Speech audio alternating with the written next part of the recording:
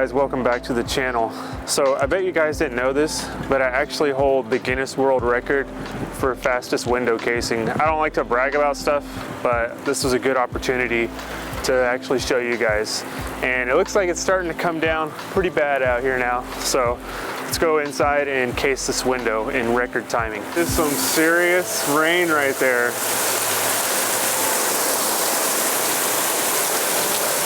So here are the two windows that we're going to be casing today, and I'm going to be showing you guys this one right here on the right for my record holding time. I don't know if I'll be able to beat my Guinness record here because I was actually really on point the day I set that record, but the way that they do the time recordings is it's from when you have your tape measure out and you start measuring to the time when you have the last piece of trim in. So we're going to give it a shot, see if we can get in the range of at least the world record that I hold.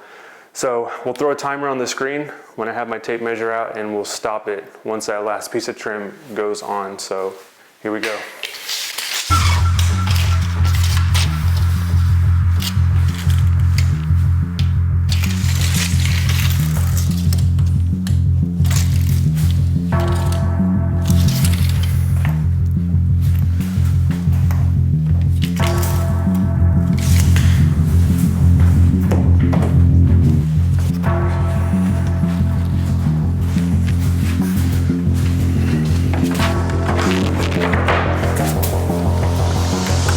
Time. All right guys, obviously that's just a joke. I do not hold any Guinness World Records for trim carpentry. Maybe for trampoline skateboarding.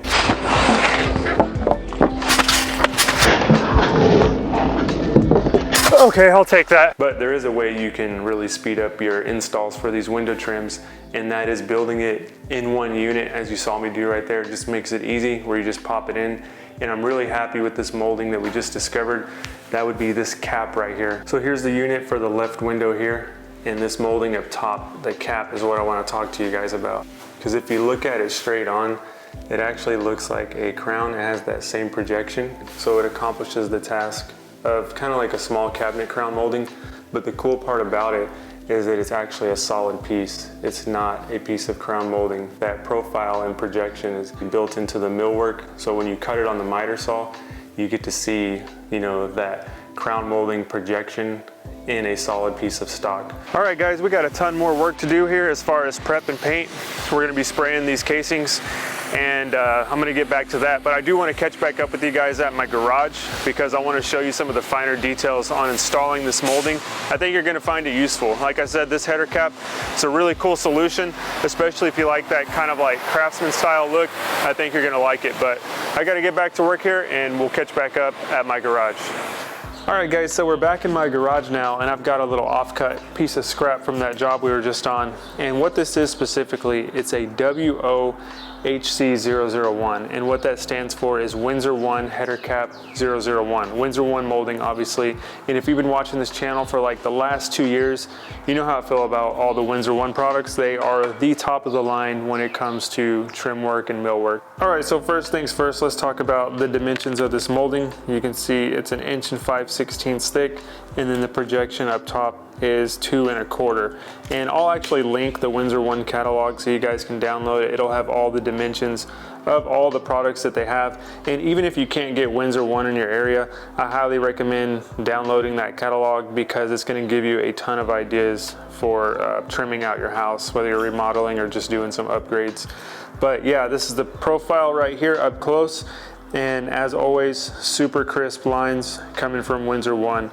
So let's get into the details of this molding, and we'll start with how I like to cut it. So it goes installed upright like this, but I actually like to cut it like a crown molding in an upside down and backwards position. Now the reason for that is because the most stable part of this piece of trim is the top right here. This is gonna be way more stable than this bottom section. And when I make the cut, it just kind of locks into the table and the fence of the saw, and then I can make that miter cut without room for operator error. Versus if I cut it in the upright position, you know, it has all this voided space down here where it could do some kind of tilting action. Now I could just hold it real tight up against the fence, and that would work just as fine too, but just to make it goof proof, I just cut it in an upside down and backwards position. All right, so I got a 1x6 right here, and this is typically what we'd use for putting a header over a window or a door. And then we have multiple options on how we're gonna cap it. And this one, you can see one advantage of it right away, you probably notice, is that you can just nail this from the top down straight into the header cap. You don't have to, you know, wrap it around and then have another piece that stacks on top of it. And if you don't know what I'm talking about, I'll show you this piece right here. So if we were to install this crown, you know, we would shoot the nail through this little cove crown into our 1x, and then we would wrap this corner. But the problem with that is there's this voided space up here that's just empty. And if you have like a view from the second floor looking down, this is a not attractive view because you're gonna see all that, you know, it's just gonna look unfinished, and a lot of times you can see if the nail is angled, you'll be able to see that. I've noticed that from a second floor view, and I've seen that, and it just looked unfinished. So you could put a little shelf top up here, but then you're bringing in another piece of trim work, you're bringing in more labor, and we have done that in the past, which is why I like this, because it just sits right on top of there and it gives you that nice finished look. One other unique thing I'll point out about this molding right now is the little reveal right here, and you really got to give it to the architect on this one. This really is what made me fall in love with this molding. This molding, as it appears, it looks like it wraps around the 1x6. If you don't know what I'm talking about this little reveal right there. And to show you by comparison, if we look at this one, you can see how this one actually will wrap around the 1x, and it has that lip, while this one sits on top and it still has that lip. So the beauty of cutting a return on this Windsor 1 header cap is that I don't even have to pull out a tape measure because of the way the architect designed this. I just have to cut a return on the heel of that miter. So I'll cut a 45 in this direction first to get our sample piece going.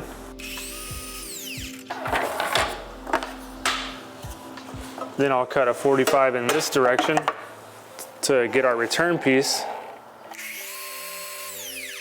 Then I can just swing my saw to 0 degrees, and I just got to cut right on the edge of the heel of that miter. So basically where this primer meets that raw wood, I got to just cut right there, and I'm done with my return cut.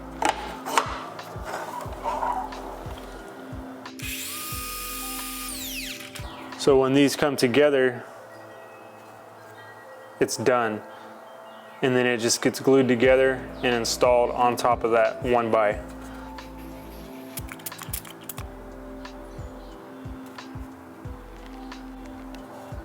So you can see our return piece right there. It's flush with the back of this.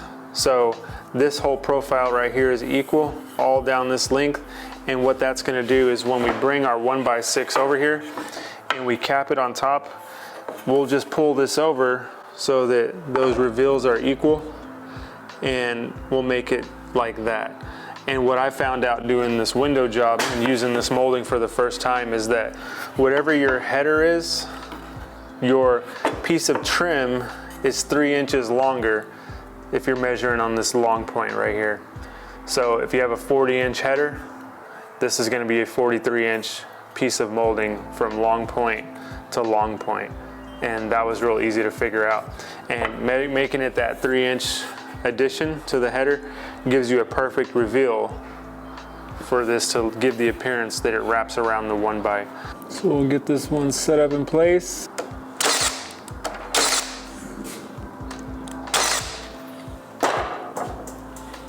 You see, with a 2-inch nail, I can get through there and get a pretty good bite on that, and it's good to go. So nice solid install right there. And then for the other one, we'll just install it like this. Well, not good to do when you're holding it like this, but got a little nail pop right there. But there you go, that's kind of your 2 header caps. Let me know which one you guys like better. I think you guys know which one I like. So I'll see you guys on the next video, and I'll catch you next time.